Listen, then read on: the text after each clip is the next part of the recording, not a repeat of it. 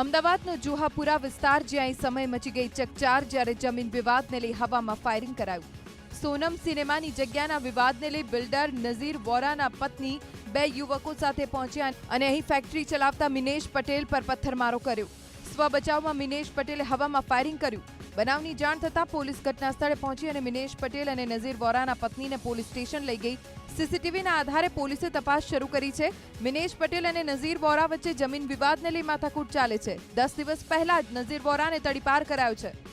સાજેદાબેન કે જે નઝીર વોરાના કરવાડી છે તે અને તેમના સિવાય બે તેમના પરિચિતો અશફાક અને મોઇન, આ ત્રણેય વ્યક્તિઓએ ત્યાં પહોંચી અને પહેલાં તેમની સાથે ગાળાગાળી કરી, ધાકધમકી આપી અને પછી ઈંટોથી એમની ઉપર પથ્થરમારો કરી અને હુમલો કર્યો, જેથી પોતે સ્વબચાવમાં પોતાની પાસે લાયસન્સવાળું હથિયાર હતું તેમનાથી હવામાં ફાયરિંગ કરેલ છે.